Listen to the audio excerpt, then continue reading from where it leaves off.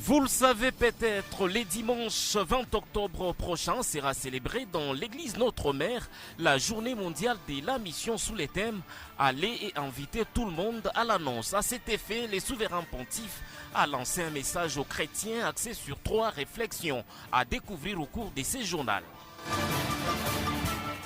À l'approche de la saison pluvieuse, les usagers des avenues Araucaria et Kiwele lancent un cri d'alarme aux autorités provinciales afin de réhabiliter ces 2 artères qui font état des délabrements très avancés.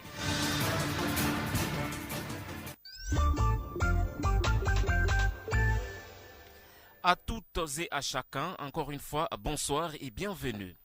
À l'occasion de la journée mondiale des missions qui aura lieu les dimanches 20 octobre prochain sous les thèmes « Aller et inviter tout le monde à l'annonce », tiré de l'évangile selon saint Matthieu, les chapitres 22, les 9e versets. Le pape François a lancé un message aux chrétiens axé sur 3 réflexions, notamment « Aller et inviter », aux banquiers et à tous, la mission universelle des disciples du Christ et de l'Église tout entière, synodale, missionnaire.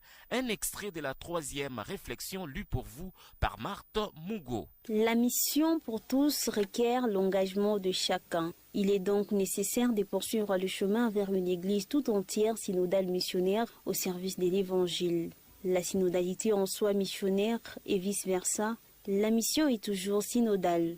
C'est pourquoi une étroite coopération missionnaire apparaît aujourd'hui encore urgente et nécessaire dans l'Église universelle comme dans les églises particulières. Dans le sillage du Concile Vatican II et de mes prédécesseurs, je recommande à tous les diocèses du monde le service des œuvres pontificales missionnaires qui constituent les principaux moyens pour pénétrer les catholiques dès leur enfance d'un esprit vraiment universel et missionnaire et pour provoquer une collecte efficace des fonds au profit de toutes les missions selon les besoins de chacune. C'est pourquoi les collectes de la Journée mondiale des missions dans toutes les églises locales sont entièrement destinées au fond de la solidarité universelle que l'œuvre pontificale de la propagation de la foi distribue ensuite au nom du pape pour les besoins de toutes les missions de l'Église. Prions le Seigneur de nous guider et de nous aider à être une Église plus synodale et plus missionnaire. Tournons enfin notre regard vers Marie qui a obtenu le premier miracle de Jésus, précisément lors des noces à Cana en Galilée.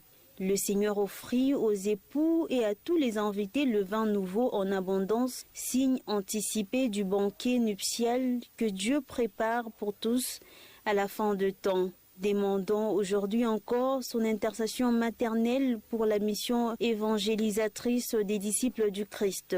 Avec la joie et l'attention de notre Mère, avec la force de la tendresse et de l'affection, allons porter à tous l'invitation du Roi Sauveur. Sainte Marie, étoile de l'évangélisation, priez pour nous. Marthe Mougo sur Don Bosco FM.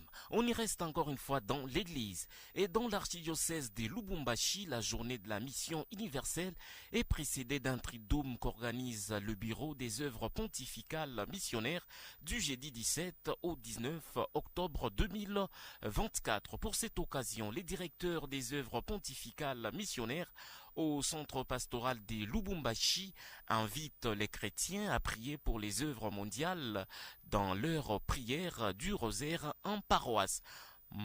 Monsieur l'abbé Jean-Claude Moufouila rappelle par ailleurs que toutes les quêtes de ces dimanches 20 octobre seront orientées vers l'accompagnement des actions missionnaires et notamment au service du pape François. Le 3 mai 1922, l'œuvre de la propagation de la foi voit le jour. Elle continue à s'étendre à travers le monde pour former les œuvres pontificales missionnaires Opem en sigle qui se trouvent aujourd'hui dans plus de 120 pays. Pour amplifier le travail des œuvres pontificales missionnaires, le pape Pie XI accepte de créer une journée missionnaire mondiale en 1926 pour qu'elle soit la fête de la catholicité et de la solidarité universelle.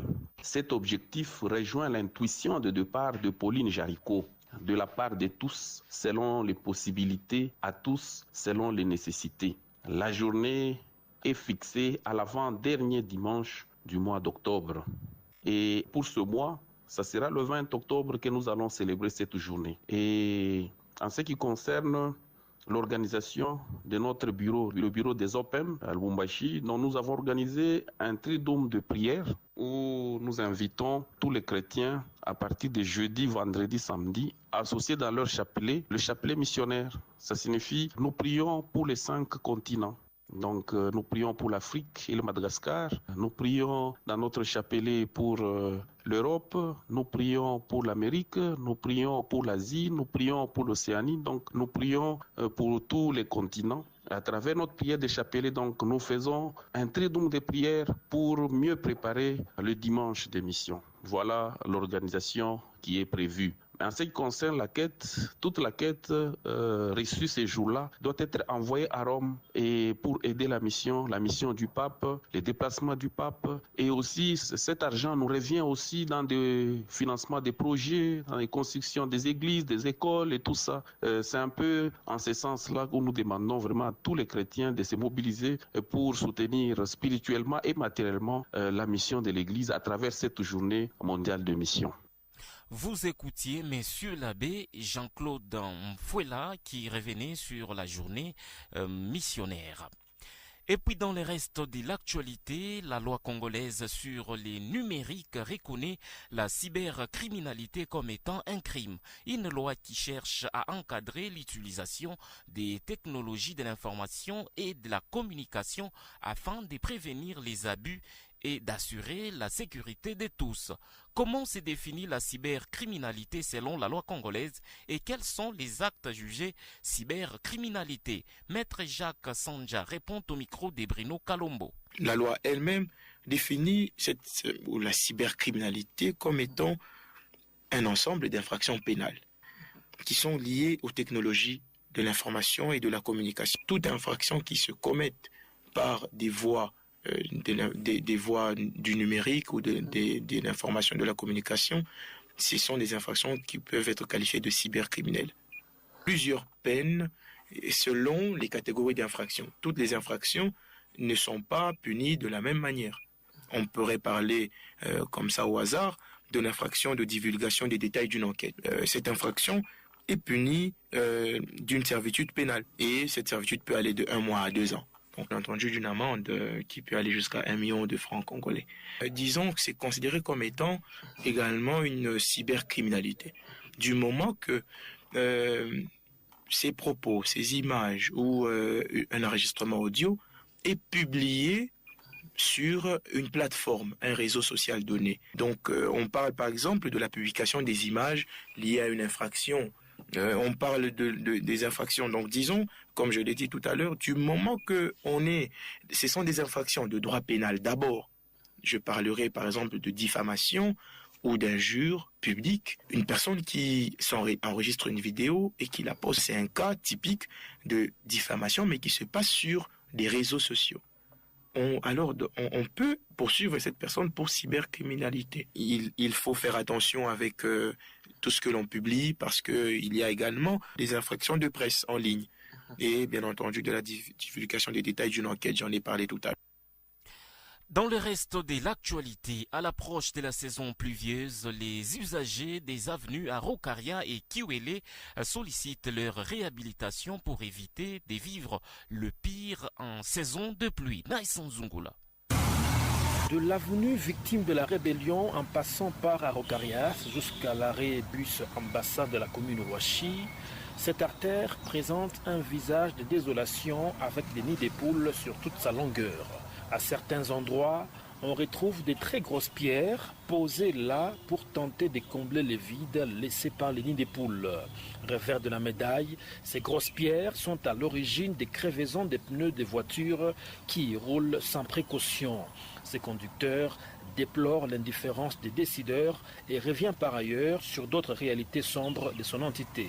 Est-ce que balabala kiwele kumbe waone bo autorité siwangare mbe balabala kiwele vile iko ese miotoka bantu na kufa mambo ya transport compliqué mkutembea siwangare mbe mambo ya kiwele na population makaji aina ko shibangarie mbele ma position kusema ke mtu atatumia kaji kani kwa kwatela kuona sawa shibe na na kuona jua nini manki ya nini ya kaji aina ko bafungule maisha ya bantu bote na sisi tujione moshiba population tu vivre bien toi dollar iko paka vile bia kule sio panda pa bei sasa tutafanya je baba kubwa wangalie mambo unafanya kule hata vingine kuendesha pale ndio pale sauti yetu tuko nayo mpaka ile tunasema ba mwangalie mambo ya population na balabala Kiwele. Notons que la route Kiwele permet d'atteindre la Ruashi et le quartier Luoshi dans la commune annexe sans passer par la chaussée de Kasenga. La réhabilité réduirait sensiblement les bouchons et autres embouteillages.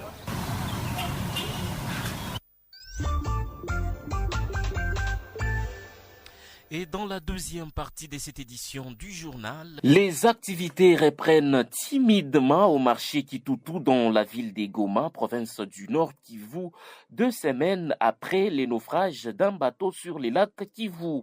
Pour les journées d'hier, jeudi 17 et ce vendredi 18 octobre 2024, les activités ont tourné au ralenti dans ce marché qui d'habitude est très mouvementé. Les étals sont presque vides et la quasi-totalité des marchands demeure encore profondément marquée par cet événement douloureux.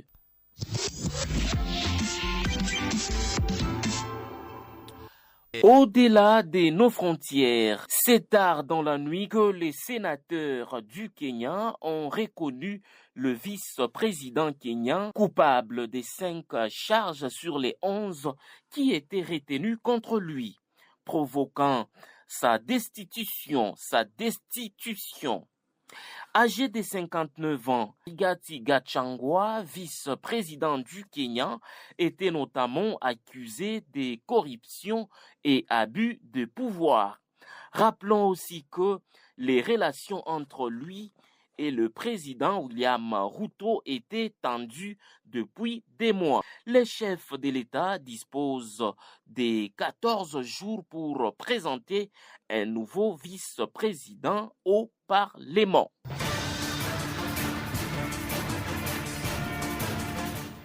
Fin de cette édition du journal sur Don Bosco Radio. Merci à vous de l'attention nous accorder. D'ici et là, portez-vous bien. Au revoir.